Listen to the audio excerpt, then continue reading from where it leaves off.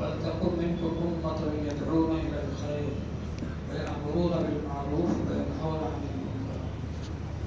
وقال رسول الله صلى الله عليه وسلم: من دعا إلى هدى كان له مثل أجر من يعمل به من غير أن ينقص من أجورهم شيئا، من دعا إلى ضلالة كان عليه مثل وزر من يعمل به من غير أن ينقص من أوزارهم شيئا. محترم حضرات، یہ اللہ تعالیٰ نے ہمارے لیے ایک کامیابی کا ذریعہ بنایا ہے. یہ ہماری خوش قسمتی ہے کہ اللہ تعالیٰ نے ہم کو حضور پاک صلی اللہ علیہ وآلہ وسلم کی امت میں پیدا فرمایا اور ہم کو دین اسلام عطا فرمایا. یہ دین اسلام ایک آسان دین ہے اور آخری دین ہے. اس کے بعد کوئی دین آنے والا نہیں اور جامع اور کامل اور مکمل دین ہے. اس میں انسان کی پوری زندگی کے لیے احکامات موجود ہیں.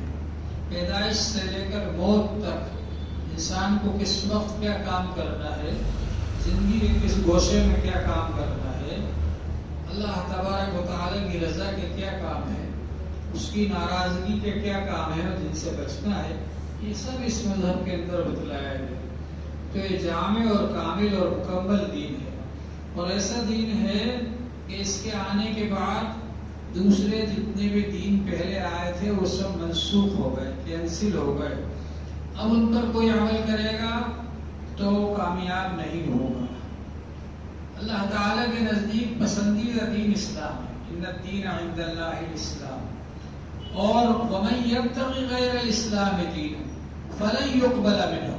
اللہ تعالیٰ نے فرما دیا کہ دین اسلام کے علاوہ کسی اور دین پر آدمی عمل کرے گا اللہ کے یہاں ہرگز قابل قبول.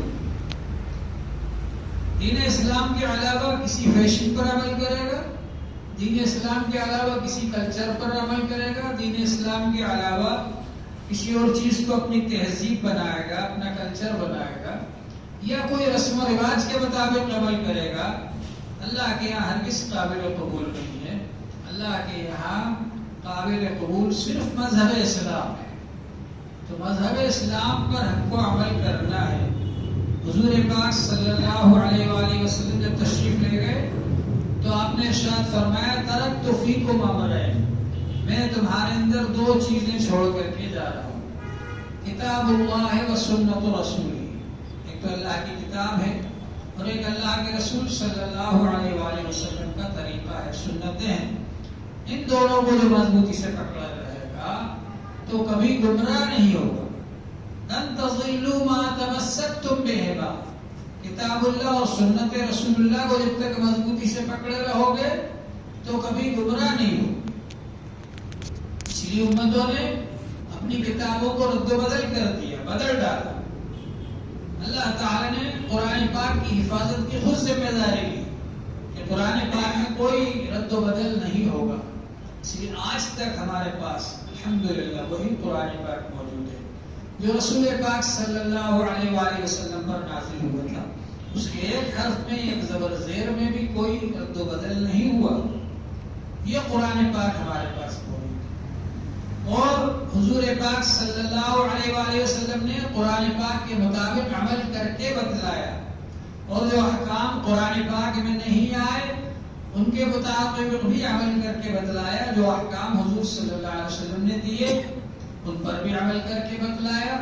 وہ ہے سنت رسول اللہ. تو قرآن پاک اور سنت رسول اللہ دونوں ہمارے پاس موجود ہیں اور ان دونوں پر ہم کو عمل کرنا ہے. اور جب تک ان دونوں کو پڑھتے پڑھاتے رہیں گے، سمجھتے سمجھاتے رہیں گے، اس کے مطابق اپنی زندگی بناتے رہیں گے، عمل کرتے رہیں گے تو اس وقت تک گمراہ نہیں ہو. کوئی گمراہ نہیں کر سکتا. اور اگر کتاب اللہ اور سنت رسول اللہ کو چھوڑ دیا تو گمراہ ہو جائے گا.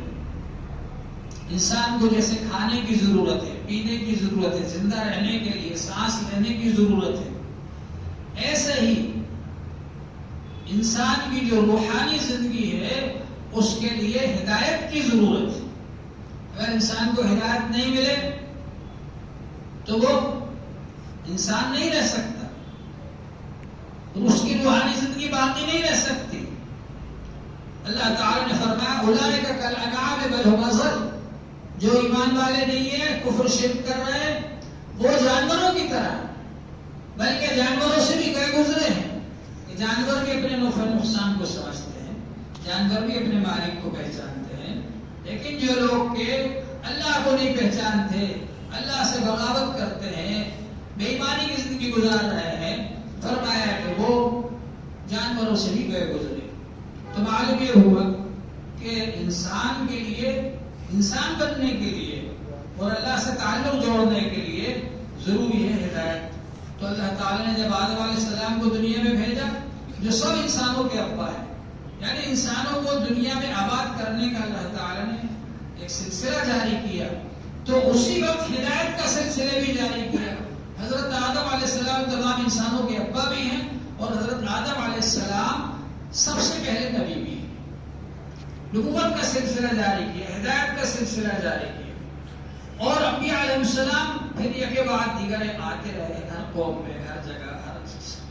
جہاں جہاں بھی انسان آباد ہوئے وہاں انبیاء علیہ السلام کو اللہ تعالیٰ نے بھیجا، اور انہوں نے آ کر کے اللہ کا پیغام پہنچایا. آخر میں حضور پاک صلی اللہ علیہ وآلہ وسلم تشریف لائے. تو ہدایت اتنی زیادہ ضروری چیز ہے انسان کے لیے، جیسے کھانا اور پینا اور سانس لینا ضروری ہے زندہ رہنے کے لیے، ایسے ہدایت ضروری ہے. حضور پاک صلی اللہ علیہ وآلہ وسلم نے فرمایا مثل الذی یذکر ربہ والذی لا یذکر مثل الحی والمیت. جو آدمی اللہ کو یاد کرتا ہے، ذکر کرتا ہے، اور جو اللہ کو یاد نہیں کرتا، ذکر نہیں کرتا، ان دونوں کی مثال زندہ اور مردہ جیسی ہے. اللہ کو یاد کرنے والا زندہ ہے، اور جو اللہ کو یاد نہیں کرتا وہ مردہ ہے.